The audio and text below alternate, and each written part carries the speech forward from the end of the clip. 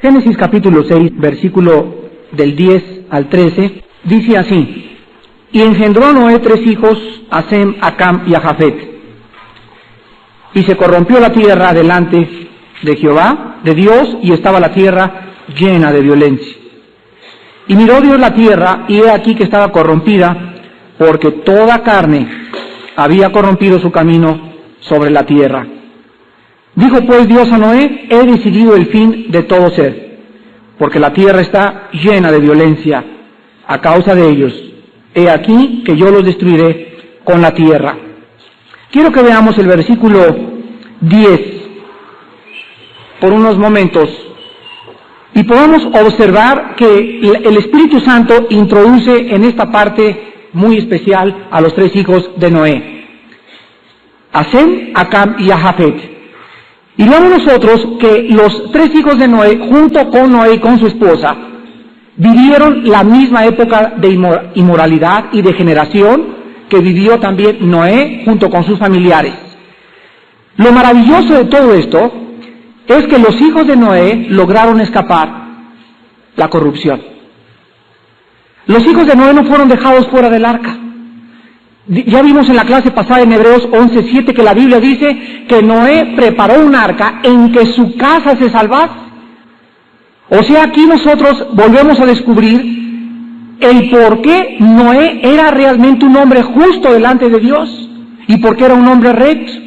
Porque no solamente se preocupó por su vida y sus devocionales y su oración, sino que él constantemente estaba preocupado por sus hijos y su esposa. ¿Saben ustedes por qué lograron los hijos de Noé escapar la corrupción de sus tiempos y por qué nosotros podemos seguir el ejemplo de Noé? Hay dos factores. Hay 2 factores por los cuales los hijos de Noé escaparon el juicio y la corrupción de la época en que vivieron. En primer lugar, por el testimonio y la enseñanza continua de sus padres acerca de la voluntad de Dios. Vuelvo a repetir, el primer factor que permitió a los hijos de Noé escapar el juicio de Dios era por el testimonio y la enseñanza de sus padres acerca de la voluntad de Dios. ¿Cuántos de ustedes sí le están enseñando a sus hijos la Biblia, pero sus vidas dejan mucho que desear? ¿Cuántos de ustedes realmente tienen devocionales en su casa? Y a lo mejor tienen 3 o 4 devocionales, pero su testimonio privado, la forma como tus hijos ven que tratas a tu esposa. ¿No se imaginan ustedes lo importante que es para nuestros hijos el que ellos se den cuenta de que su papá trata bien a su mamá y de que ellos están viviendo una vida piadosa? Esto es vital para la vida de ellos y para su propia seguridad. Entonces, estoy seguro que Noé no solamente les decía: fíjense que Dios nos ha dicho que nos acerquemos a través de la sangre y a través de las ofrendas, sino que Noé estaba constantemente testificándoles a sus hijos cómo era la vida cristiana. Y en segundo lugar, porque su padre los mantuvo ocupados construyendo el arca. Entonces, esto es absolutamente sorprendente, porque Noé no solamente les comenzó a testificar a sus hijos y a darles buen testimonio, sino que también Noé sabía que la ociosidad es la madre de todos los vicios. Mente vacía, tiempo desocupado, es un taller de Satanás. ¿Y cuántos de ustedes están preocupados por las actividades de sus hijos? ¿Se imaginan ustedes construir un arca durante 120 años? Los hijos de Noé estuvieron no solamente recibiendo alimento, sino que no tenían tiempo libre. Y una de las cosas más importantes para ellos y para nuestros hijos es que nosotros como padres comencemos a preocuparnos realmente cuál es el tiempo que nuestros hijos tienen libre. Porque si sabemos que tienen libre el sábado toda la tarde y nosotros no estamos y nos vamos mi esposa y yo sin saber ni siquiera dónde van a ir nuestros hijos, comenzamos a descubrir dentro de 1 mes o 2 meses que tienen amistades equivocadas. Todos nosotros sabemos con cuántos amigos están saliendo nuestras hijas. ¿Conoces tú personalmente a los amigos de tus hijas? ¿Los conoces personalmente? ¿Sabes quiénes son? ¿Sabes cómo se llaman? ¿Sabes en dónde viven? ¿Sabes de qué familia vienen? ¿Sabes tú con quién van tus hijos los sábados? ¿Sabes tú a la casa y a la fiesta donde van a ir? ¿Sabes tú realmente de qué facha es esa casa? ¿Conoces tú a los amigos íntimos de tus hijos en la escuela? ¿Les has pedido invitarlos a tu casa para conocerlos? Estas cosas contribuyeron a que estos muchachos escaparan de la corrupción de los tiempos de Noé. Y nosotros haríamos bien en seguir el ejemplo de Noé también. Ahora quiero que noten algo, porque hay un hijo de Noé que se desbalagó. Y yo he visto en la Biblia, en los hijos de Noé, en los hijos de Samuel, en los hijos de Saúl, en los hijos de David, en los hijos de Billy Graham, en los hijos de los más grandes misioneros, que hay por ahí una ovejita negra. Y siempre en todas las familias, no importa lo piadoso de la familia, habrá alguien que se quiere brincar las trancas, como dicen en mi tierra.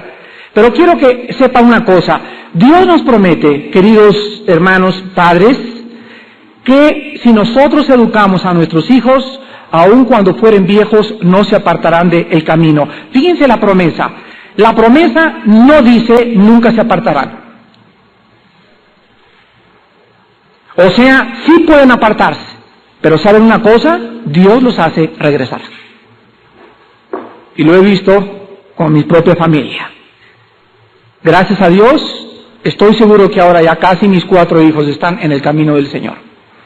Y he visto cómo uno tiró de patadas y quiso brincar por ahí por un tiempecito, y vino el Señor, y las oraciones, y las oraciones, y las oraciones, día y noche, comienzan a mover al Espíritu de Dios, a impactar conciencia en su corazón y convicción de pecado, y nuestros hijos tienen que regresar al camino. Porque así lo dice el Salmo 112, la generación de los justos será bendita. Entonces, aun cuando quieran brincarse por algún tiempo las trancas, nuestras oraciones y la convicción del Espíritu de Dios y el recuerdo de Cristo siempre repercutirá en su conciencia y nunca podrán vivir en paz. Porque el Espíritu Santo no puede dejar a ningún hijo de ninguna familia cristiana en paz por las oraciones de sus padres. Ahora quiero que vean ustedes una cosa importante también, porque dice en el versículo 11 que la tierra se corrompió. Ya vimos que la palabra corromperse en el hebreo es la palabra shachaf, S-C-H, A-C-H-A-T-H, shachaf, y significa destruir totalmente. Ahora hay razones, y vamos a estudiarlas en esta noche, por las cuales Dios envía su juicio sobre el mundo. Pero vamos a recordar las palabras de Cristo en Mateo 5:13. Vosotros sois los que impiden el juicio de mi Padre. Se los voy a traducir en otra forma. Vosotros sois la sal de la tierra. La sal tiene 2 características principales. La primera es que la sal impide la putrefacción. La sal impide que la carne se eche a perder. Y en segundo lugar, la sal sirve para dar sabor. Nosotros somos, dijo Cristo, aquel ingrediente y aquel elemento que existe en este territorio ocupado en el cual estamos viviendo, que es el mundo. Nosotros somos los que estamos impidiendo hasta este momento que Dios juzgue el mundo entero. Mientras los cristianos, dijo Cristo, mantengan su sabor. ¿Qué significa mantener el sabor? Mantenerse, como dijo un hermano cuando estaba orando hace unos momentos, mantenerse ardientes por Cristo. Pero cuando el cristiano se comienza a entibiar y cuando comienza a perder el sabor y ya no le da caldo a la vida, ya sus amigos, sus amistades lo ven como cualquier hijo de vecina, ya no es diferente a todos los demás, en ese momento, dijo Cristo, no sirve más que para ser pisoteado y hollado por los hombres. Y no hay cosa que desprecien más los incrédulos que un cristiano que está viviendo una doble vida. Un cristiano que tiene 2 bases para su moral. Un cristiano que se guía por el consejo de los cristianos y se guía también por el ritmo del tambor, a como está tocando el mundo. Ahora nosotros debemos recordar entonces que si alguien está impidiendo los juicios de Dios, somos nosotros. Quiero que vean ustedes en Ezequiel capítulo 14, algunos versículos donde nos muestra de qué forma Dios siempre ha detenido sus juicios por causa del testimonio de cristianos. Dice en Ezequiel 14, versículo 14, cuando Dios anuncia a Ezequiel la destrucción de Jerusalén, si estuviesen en medio de ella, o sea, está hablando de Jerusalén, estos 3 varones, piensa quién mencionan, Noé, Daniel y Job, ellos por su justicia librarían únicamente sus propias vidas, dice Jehová el Señor. Fíjense lo que dice Dios. Aquí voy a convertir en ceniza esto, voy a destruir esto totalmente.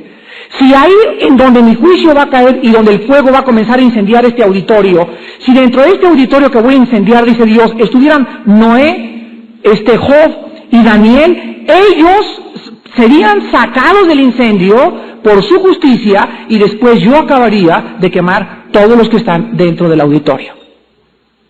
Vean ustedes ahora el versículo 16, ahí mismo. Y estos 3 varones estuviesen en medio de ella, vivo yo, dice Jehová el Señor, ni a sus hijos ni a sus hijas librarían, ellos solos serían librados y la tierra quedaría desolada.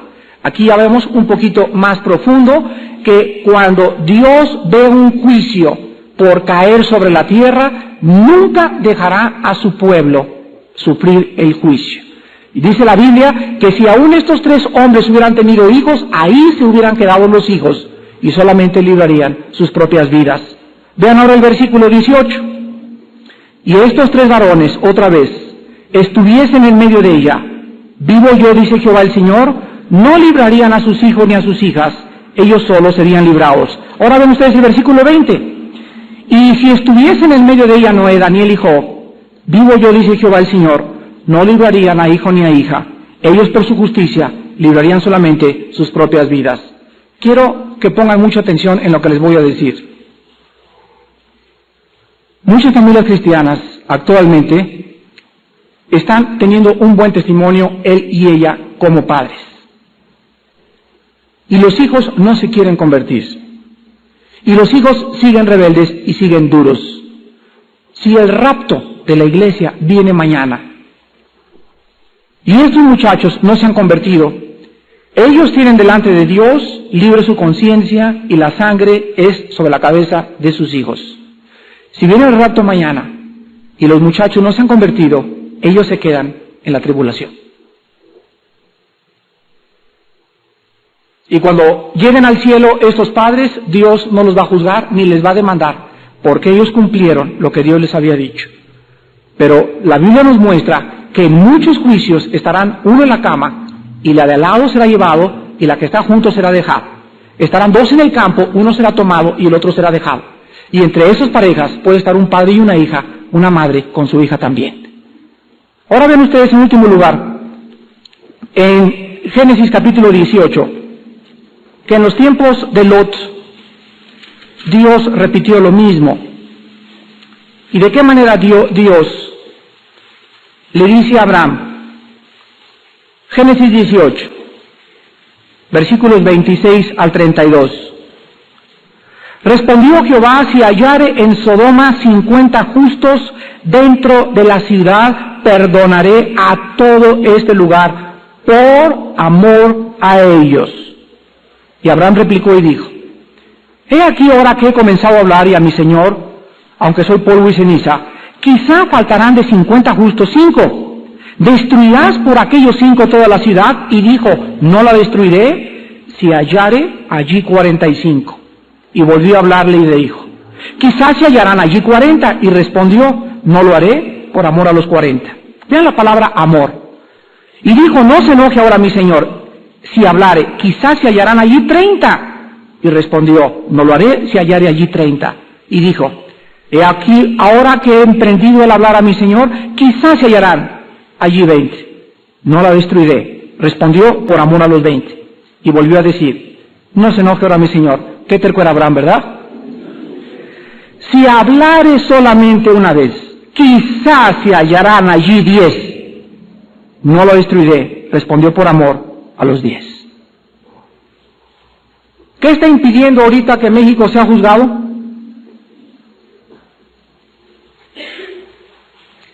¿Se imaginan ustedes cuando comiencen a suceder las cosas que anunció Cristo en Mateo 24, donde va a ser el principio de dolores y donde van a comenzar a suceder cosas catastróficas y fenómenos sobrenaturales como temblores, tornados, inundaciones, etcétera, etcétera? Cuando comiencen a caer todas estas cosas, ¿se imaginan por qué el juicio va a comenzar a avanzar y avanzar y avanzar?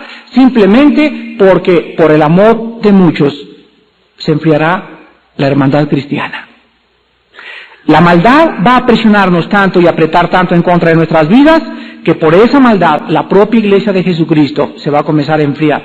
Y una de las cosas que yo le pido a Dios con todo mi corazón es lo siguiente: Padre Santo, cuando en una iglesia se comienzan a juntar cristianos y nos olvidamos de las necesidades materiales de nuestros hermanos cristianos, el amor se ha comenzado a enfriar en la congregación.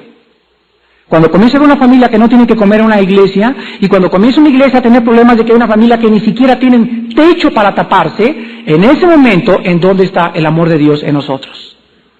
Y ahí sí hemos descubierto que se comienza a infiltrar y a penetrar, a leudarse el amor entre nosotros.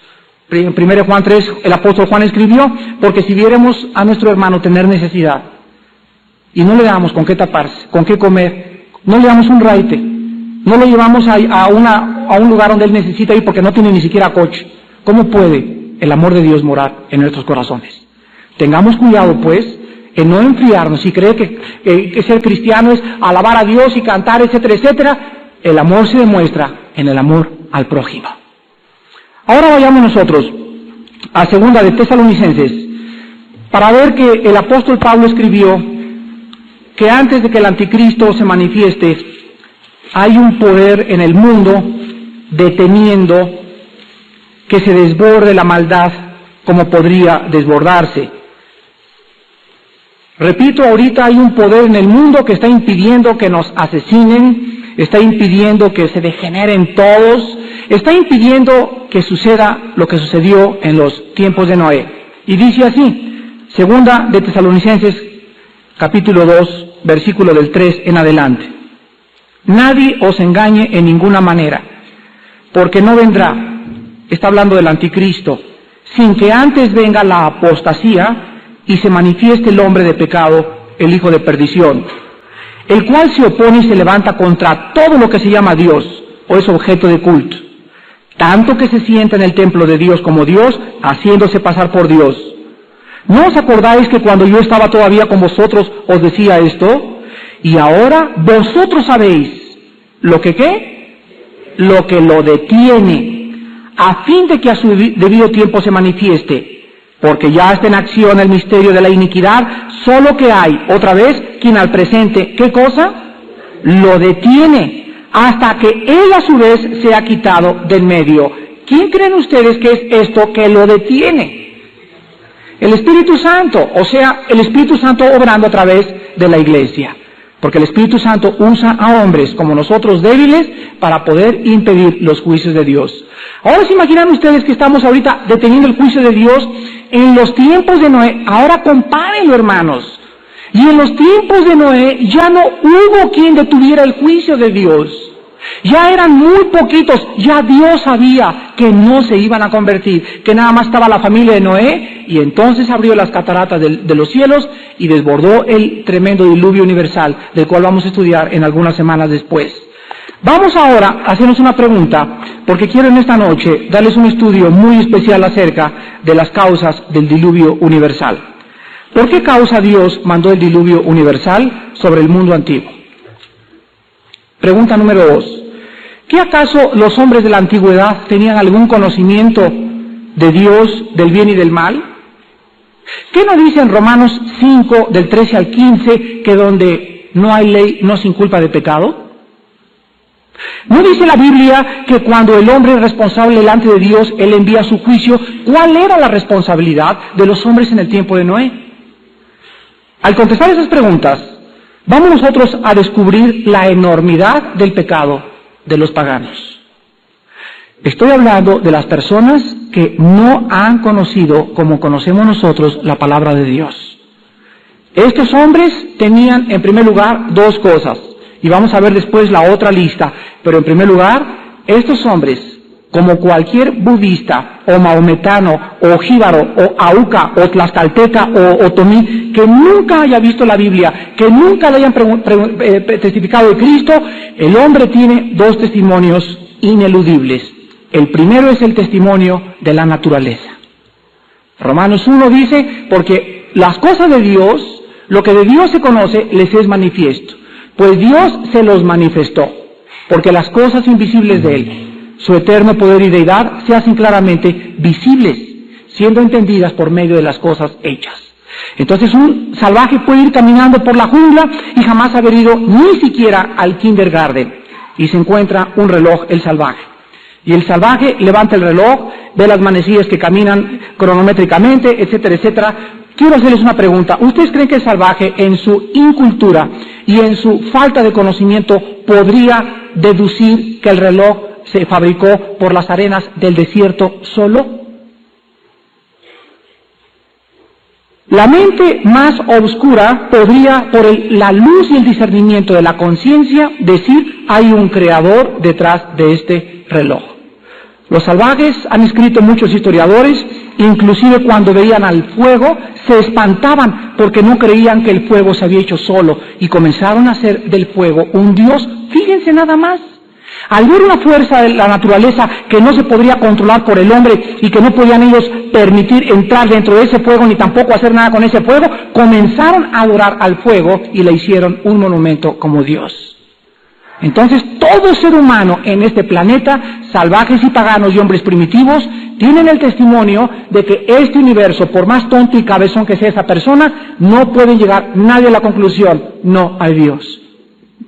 La irracionalidad más grande del intelecto es el ateísmo. Y en segundo lugar, tienen el testimonio de la conciencia. Todo ser humano tiene una voz que Dios ha dejado en su corazón.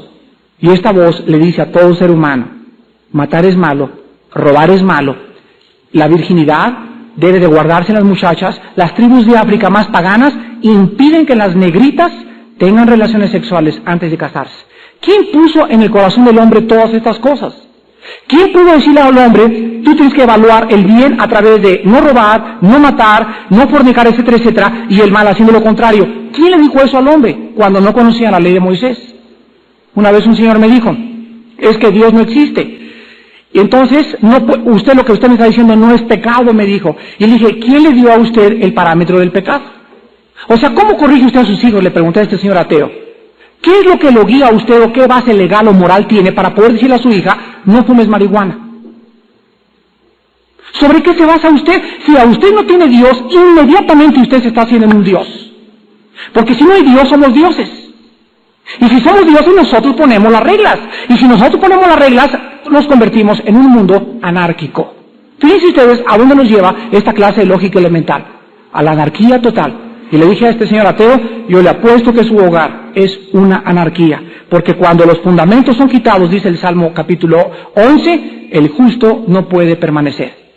El fundamento de un hogar es la palabra de Dios. Y si yo vengo a mis hijos y les digo: no hagas esto, no hagas aquello, y me dicen mis hijos: ¿y tú por qué tienes un amante? ¿Y tú por qué engañaste a mi madre? ¿Y tú ves que no fumas marihuana y tú eres un borracho, papá, que cada 15 días te pones una borrachera? En ese momento yo no tengo ninguna base legal para poder educar a mis hijos. Mi hogar se convierte en anarquía. Vayamos ahora al primer ejemplo que la Biblia nos muestra en cuanto a las causas del juicio de Dios. Todos ustedes saben que en 1 Pedro 3:20 la Biblia nos muestra que Dios tuvo una paciencia tan grande, que duró más de 120 años. La paciencia de Dios, dice Romanos 2 también, y su grande longanimidad, espera y espera y espera que tu prima, que tu cuñado, que tú mismo que nos visitas en esta noche, Dios sigue esperando a que tú respondas a su voz, pero llega un momento en que su paciencia tiene un límite. Y vayamos a ver en primer lugar por qué la paciencia de Dios llegó a un límite. En primer lugar, porque el mundo antiguo tenía la promesa de un Redentor. En Génesis 3:15, Dios le dijo a Adán y Eva que de la semilla que vendría de la mujer aplastaría la cabeza. Y esta promesa que Dios les dio a ellos era precisamente para que vivieran esperando al que aplastaría la cabeza de Satanás. Desde que el hombre peca hasta después de la venida de Jesucristo, toda la vida del ser humano, desde Adán hasta nuestros días, es una vida caracterizada por dos cosas: por la fe y por la esperanza. El justo por la fe vivirá, y la fe es la certeza de lo que se espera. Ahí está la esperanza, la convicción de lo que no se ve. Hay dos cosas que rigen a un hombre y a alguien que sigue a Dios: lo invisible y el futuro. Entonces, ellos tenían ya la promesa de un Redentor. En segundo lugar, se había instituido el sacrificio expiatorio. Fíjense ustedes que si ustedes leen Levíticos capítulo 8, Éxodo 38 y 39, van a encontrar que Dios le dice a Moisés, Moisés, trae a Aarón y a todos sus hijos a la puerta del tabernáculo. Ya viene Aarón y con todos sus hijos, se paran a la puerta del tabernáculo, y en ese momento le dice a Moisés, trae ahora a la gente, y traen a la gente. Muy bien, lo primero que vas a hacer con ellos, le dice Dios a Moisés, es lavarlos. Entonces agarran a Aarón y a sus hijos, y comienzan a lavarlos uno por uno, y en eso los hijos los ponen aparte, y comienza Moisés a vestir a Aarón.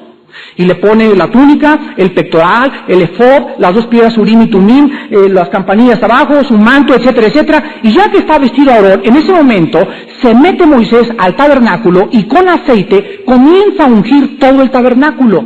Comienza a ungir el salón, comienza a ungir el propiciatorio, comienza a ungir todo. Y al final, ya que ungió todo, le dice Dios a Moisés, ahora sí habla a los hijos de Aarón. Y vienen los hijos de Aarón y se paran junto a Moisés, y en ese momento los unge a ellos con aceite. Vean ustedes el orden, por favor. Se los vuelvo a repetir unos momentos más, pero vean el orden. Ya que ungió a los hijos de Aarón, en ese momento agarra el sacrificio, lo degollan enfrente del altar, que tenía 4 cuernos, y los cuernos estaban forrados de bronce. El altar era más o menos aproximadamente como de 1 metro, 1,20 así de altura, y tenía una hendidura alrededor, para que ahí se vaciara toda la sangre. Pero aparte había como 7 cucharas, tenedores y cuchillos para poder partir el sacrificio, y cada cosa tenía un lugar dentro del plan de Dios. En ese momento agarra Moisés la sangre y la vacía, pero antes de vaciarla le pone a los 4 cuernos con el dedo, unta cada 4 con la sangre, y después vacía el resto de la sangre en el suelo del altar. Después se voltea con los hijos de Aarón y los lava. Y después dice Dios, ahora diles que son consagrados a Jehová. Y Dios le dice a Moisés, cuando tú unjas el altar y comiences a derramar la sangre, has santificado el altar y lo has purificado para la expiación. Encontramos aquí que esto nos representa, que todos los que somos llamados a servir a Dios, lo primero que hace Dios es lavarnos con la palabra. Ya vosotros estáis limpios por la palabra que les he hablado. Antes de que Dios me acepte, cuando llego con Dios, yo estoy lleno de llagas, limosneros, aceite, cochinada, quién sabe, cosas de perro, aquí tengo embarradas, y así vengo a Dios. Y me dice Dios, muy bien, te acepto. Pero ahora, para que yo pueda tocarte, tú necesitas estar limpio, y lo primero que hace es lavarnos con su palabra. Después nos viste con las ropas de justicia de Cristo. Nos da una justicia que no podíamos obtener por nuestros propios méritos. En tercer lugar, nos consagra dándonos al Espíritu Santo, porque Él nos unge, y en el momento que yo ya tengo al Espíritu Santo, en ese momento Dios me dice, Armando, desde este momento eres mi sacerdote. Y cada cristiano en esta noche, somos sacerdotes delante de Dios. Hemos sido lavados, vestidos y ungidos con el Espíritu de Dios. Y desde ese momento, dice Dios, los he llamado para ser un pueblo diferente, para que me sirvan, ya no en el tabernáculo, sino en espíritu y en verdad.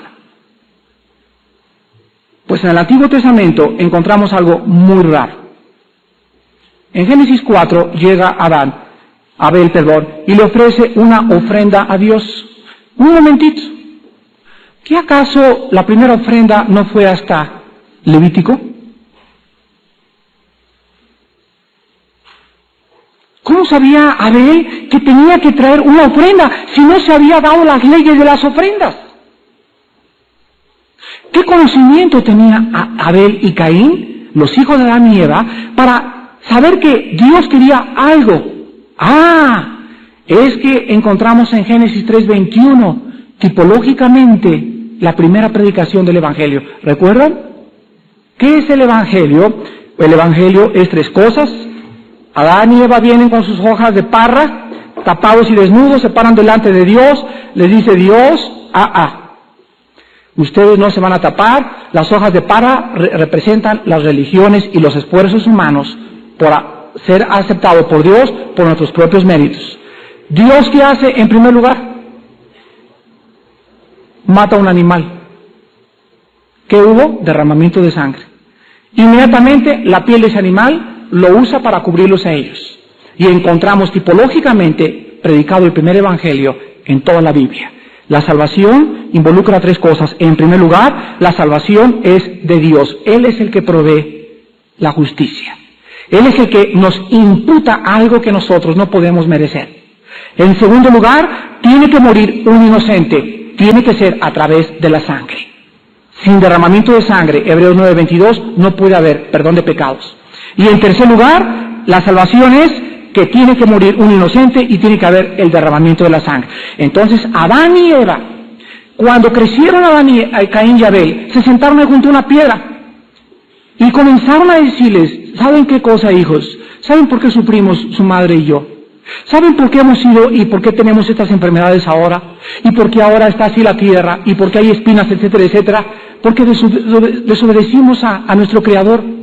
Y cuando Él nos pidió que quería perdonarnos y darnos su gracia, quisimos unirnos a una religión. Y nos metimos a una religión, le contó Adán y Eva a sus hijos.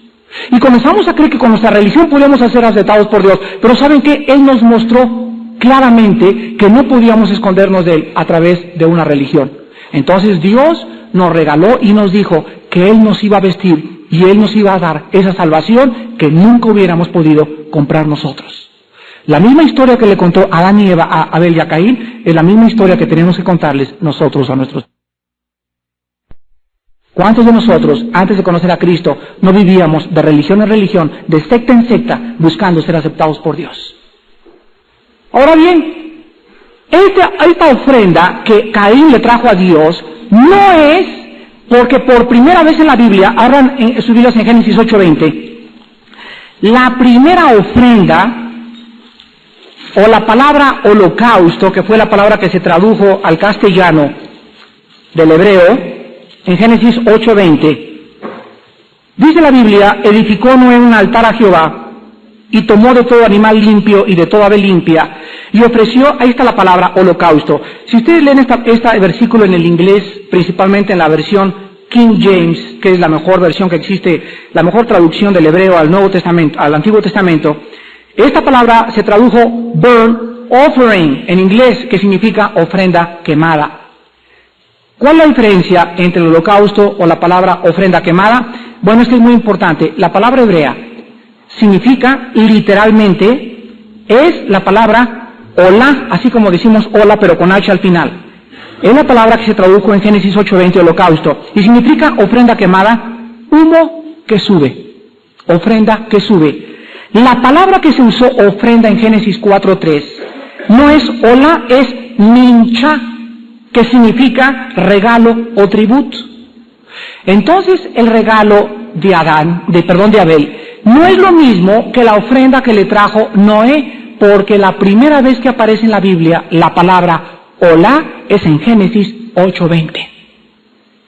Por eso Dios trajo el juicio, porque los hombres, aunque no sabían exactamente que el rito y las vestiduras y el aceite, la unción y los detalles de la salvación, sí sabían una cosa, que para acercarse a Dios tenía que ser como Dios mandaba. En tercer lugar, el juicio de Dios cayó porque Caín llevaba la marca de su juicio y misericordia. No sé cuántos de ustedes sepan, pero la marca de Caín era un recordatorio para todos los que lo vieran a su alrededor del juicio de Dios sobre su vida. Pero más que nada, la marca de Caín era una advertencia de que el pecado deja marcas. Una vez llegó un hijo con su padre y le dijo, papá, cuando yo le pido perdón a Dios, pues ayer agarré a Paquita y le puse los 2 ojos morados. Y le pegué pero bien feo. Ya le pedí perdón a Dios, ¿por qué no la cura ahora a Paquita?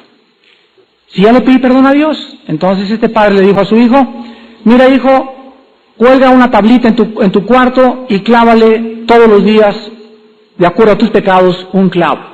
O sea, si pecaste 4 veces, clávale 4 clavos. Si pecaste 8 veces en el día, clávale 8 clavos.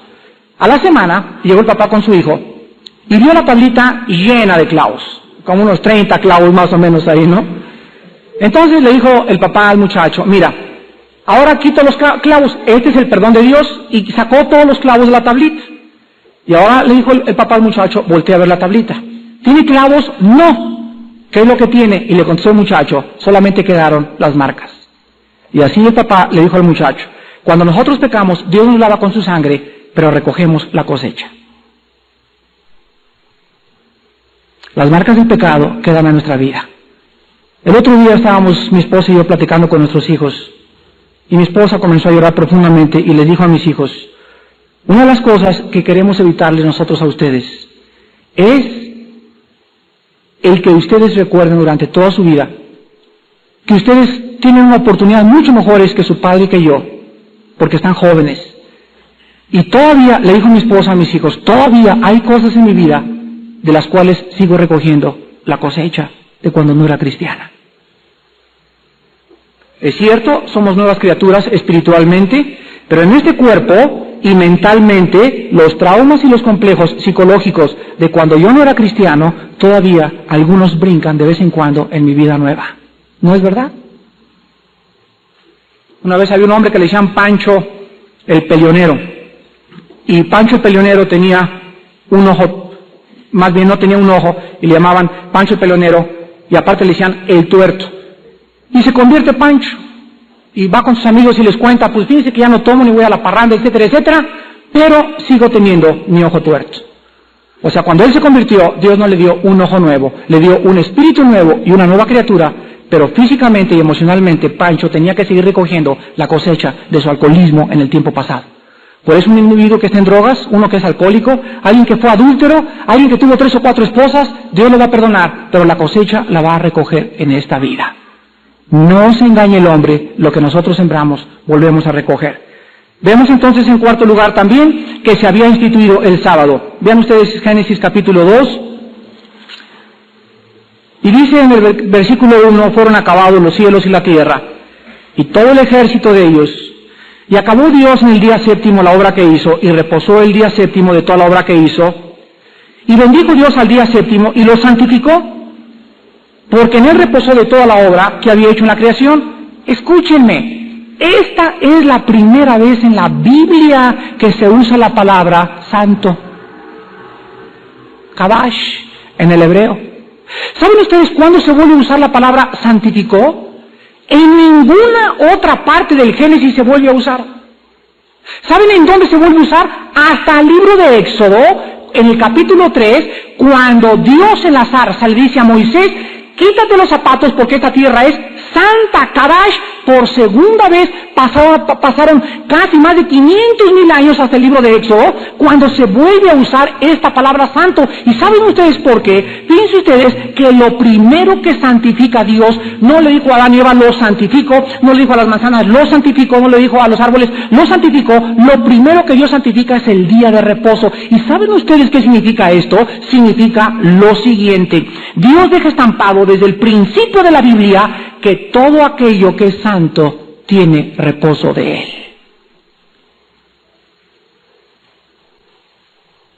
La Biblia nos muestra entonces que para que nosotros podamos entender esto, lo importante que es para Dios la adoración. El día de descanso es lo primero que Dios santifica en la Biblia.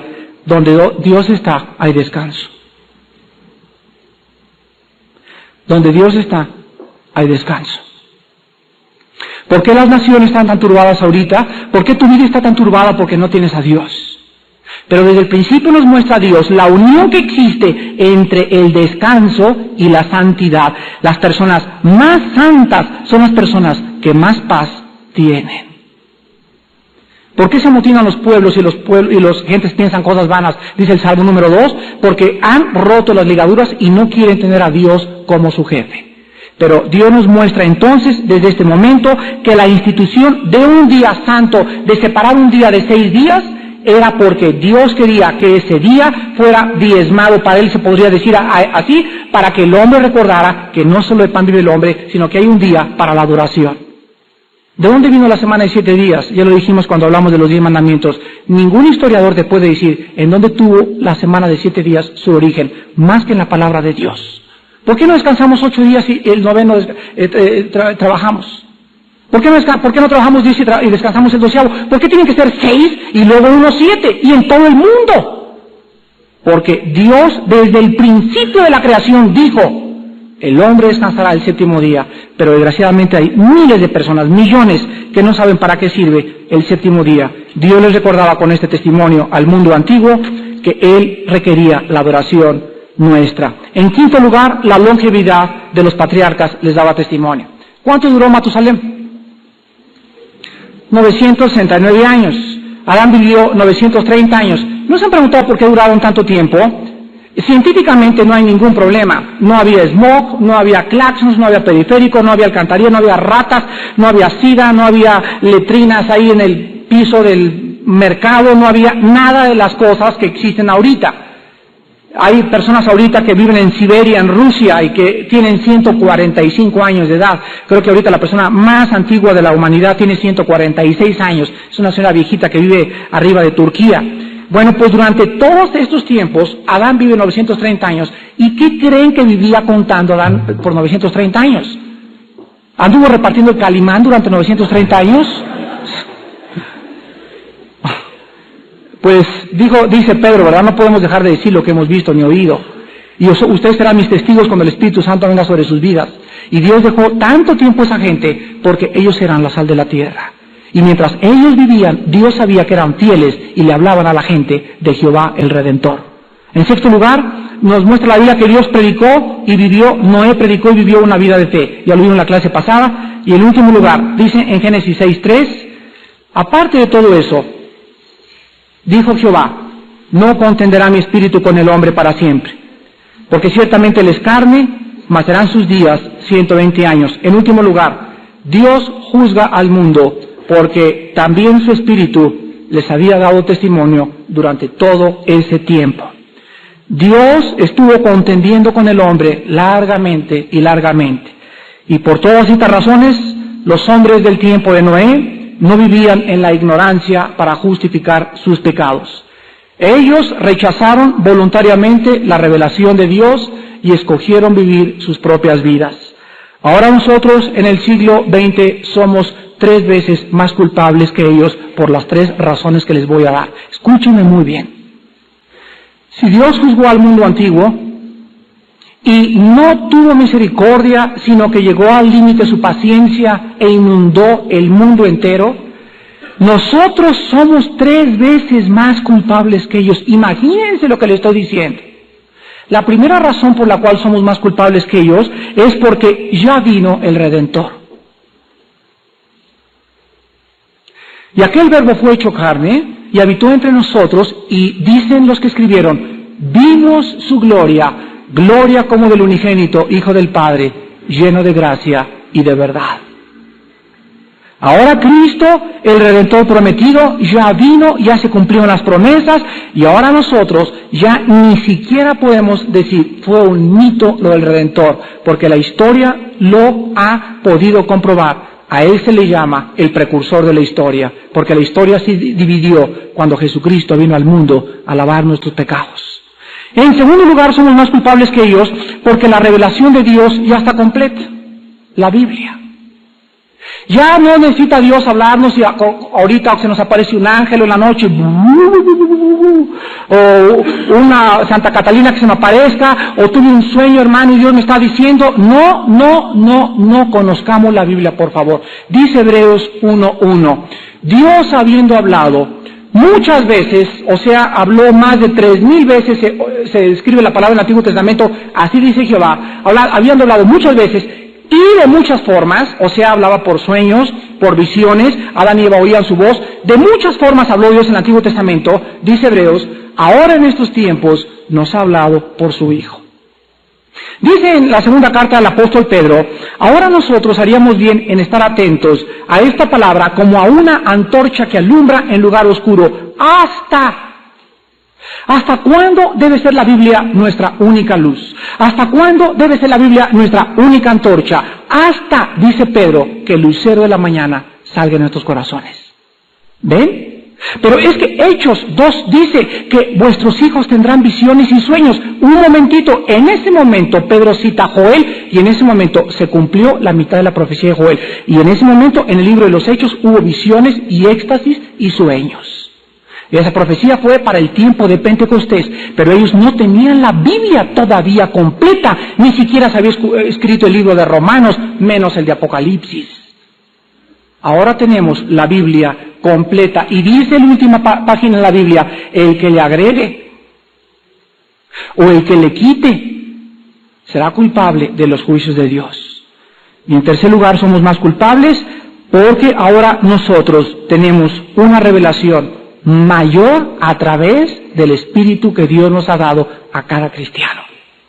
En el Antiguo Testamento el Espíritu Santo no había hecho una morada en los hombres. En el Nuevo Testamento ahora Él ha escrito sus leyes en nuestros corazones y en nuestras mentes. El próximo juicio, mis hermanos, será más severo. Y antes de que Dios caiga sobre la humanidad, quiero acabar diciéndoles esto. La próxima vez que Dios juzgue, nos ha dicho claramente que antes que caiga sobre la humanidad, caerá sobre la iglesia primero. Vean ustedes Ezequiel capítulo 9, vamos a ver 3 pasajes. Antes del próximo juicio, la iglesia será purificada. Dice Ezequiel 9.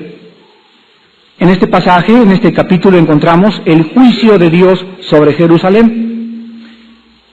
Ezequiel 9, versículo del 4 en adelante. Y le dijo Jehová, le está hablando a los ángeles, pasa por el medio y ponle una señal.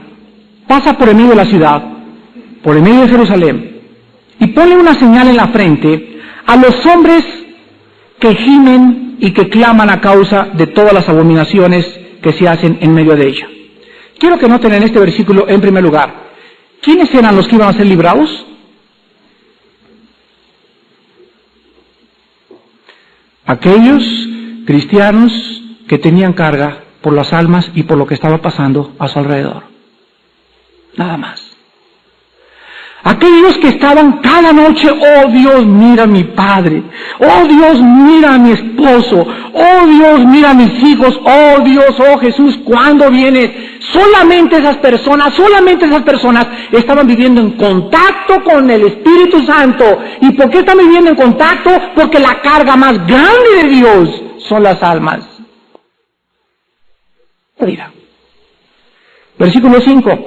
Y a los otros dijo, oyéndolo yo, pasad por la ciudad en pos de él, y matad, no perdone vuestro ojo ni tengáis misericordia, matad a viejos, jóvenes y vírgenes, niños y mujeres, hasta que no quede ninguno, pero a todo aquel sobre el cual hubiere señal, no os acercaréis, y comenzaréis.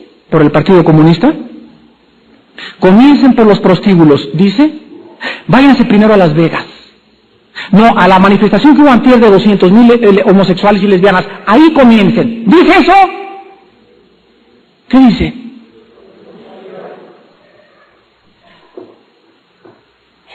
Antes de matar a nadie en Jerusalén, váyanse al templo, donde dicen que me aman, mas su corazón está lejos de mí. Este pueblo de labios me honra, pero su corazón está lejos, lejos de mí. Veamos otro pasaje en 1 de Pedro capítulo 4. En el Nuevo Testamento, vean la armonía tan preciosa de las Escrituras. 1 de Pedro 4, 17. Y escribe el apóstol, porque es tiempo de que el juicio comience. ¿Dónde? ¿En Las Vegas? ¿Acapulco? ¿Las discos? El juicio comenzará por la casa de Dios. Y si primero comienza por nosotros, ¿cuál será el fin de aquellos que no obedecen al Evangelio de Dios? Ahora estamos hablando de que un juicio sobre la iglesia, pero es que no dice Romanos 8:1 que no hay ninguna condenación para los que están en Cristo. Tú lo has dicho, los que están en Cristo. Y dice más adelante, los que no andan según la carne, sino según el Espíritu.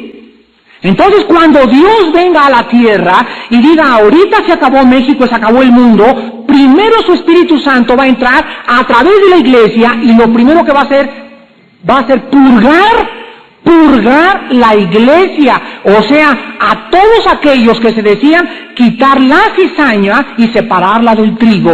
Esto es el juicio de Dios sobre su iglesia. Todas aquellas personas que no estaban afianzadas en la palabra y con una teología sana y clara de la palabra de Dios y con una seguridad de su salvación serán llevadas por el viento. Vendrán los ríos y vendrán las aguas y los vientos y será grande su ruina. No vas a poder sobrevivir, mi hermano, los tiempos que vienen. por tu negligencia y tu falta de consagración a Dios. Y en último lugar, vean ustedes en Daniel capítulo 12, cómo se profetizó en el Antiguo Testamento, también que antes de que Dios viniera, Dios limpiaría y purificaría a su pueblo. Daniel 12, del 9 al 10. Él respondió: anda, Daniel, pues estas palabras están cerradas y selladas hasta el tiempo del fin. Muchos serán limpios y emblanquecidos y purificados. Los impíos procederán impíamente y ninguno de los impíos entenderá, pero los entendidos comprenderán. Vean ustedes en primer lugar la palabra limpios. Limpios estamos los cristianos, dice en 1 Corintios 6, por la sangre de Cristo. Emblanquecidos porque cada vez que más estudiamos la palabra de Dios, cada vez debemos de brillar más. Y purificados, cuando Él venga, seremos como Él es. Seremos limpios totalmente de la presencia del pecado. Si todas estas cosas van a suceder, ¿cuánto más no debemos andar viviendo de una manera pía y santa? Si Dios no perdonó a los ángeles, sino que los mandó a juicio eterno a las prisiones de oscuridad. Y si no perdonó a Sodoma y Gomorra, y no perdonó a los tiempos de Noé, tampoco perdonará al siglo XX. Y el juicio de Dios se acerca. La pregunta es, ¿estás tú preparado para encontrarte con Dios?